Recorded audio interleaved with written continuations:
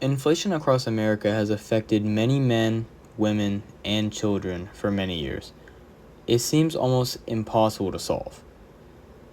Inflation rates throughout the past decade have fluctuated quite a bit, but in year 2022, the inflation rate was the highest at a 6.8% increase in overall prices. Also, during this time, Joe Biden has signed an act called the Inflation Reduction Act. This Inflation Reduction Act was mainly prioritizing the use of fossil fuels in America, and by lowering those fossil fuels would save us money and lower inflation.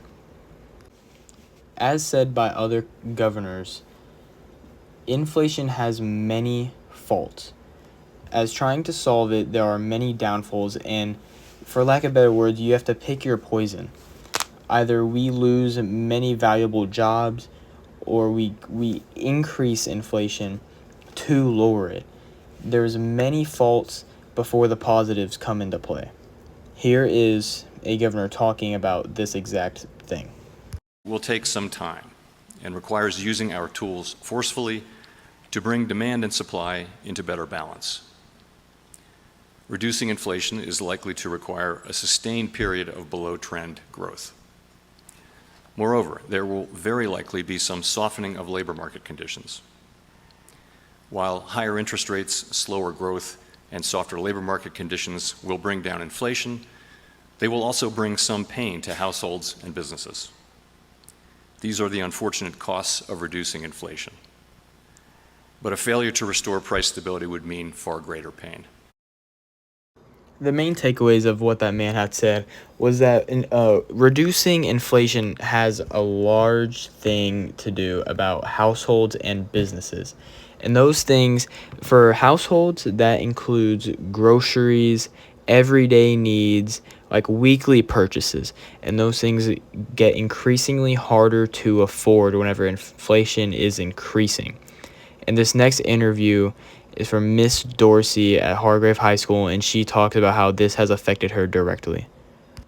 As she also goes on about her own opinion and how the Inflation Reduction Act has not done very much for her personally.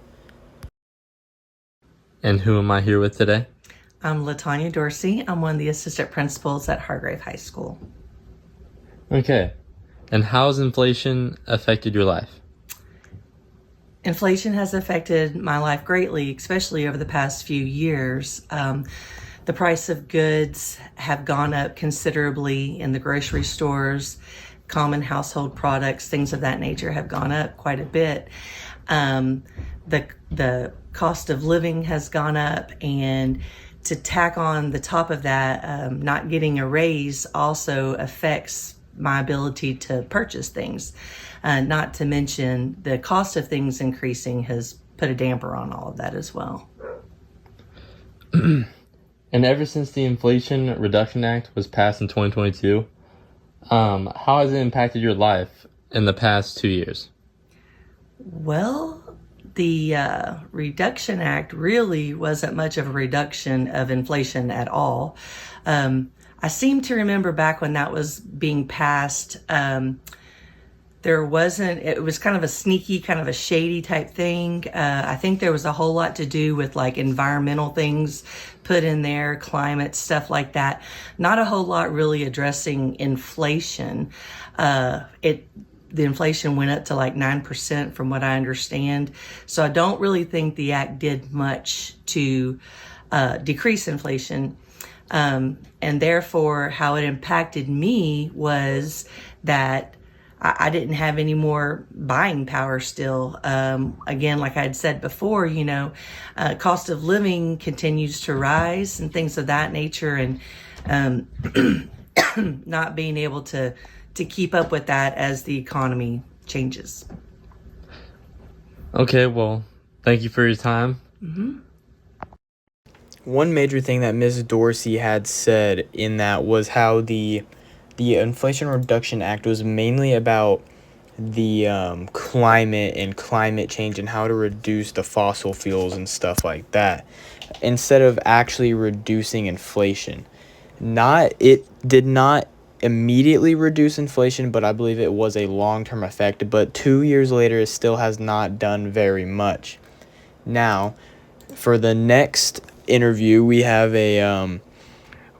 people from the Biden administration talking about the Inflation Reduction Act, along with the people that are talking in the video are people from like climate change committees, and they are very profound and educated on this topic. The success of the IRA really rises and falls on whether it ultimately cuts emissions, encourages other countries to cut emissions. Samantha, I mean, we're still seeing, raging debates at every COP over even the phrase phase out or phase down of fossil fuels. I think last year it wasn't, it didn't even make it in at all. When we heard all these years America has to lead, the assumption was other countries would rally once the United States had really acted on climate. Why is that not happening?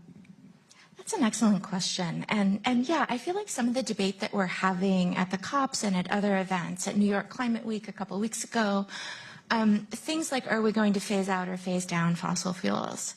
I have to be honest, I find that debate incredibly frustrating because the demand for fossil fuels is still going up.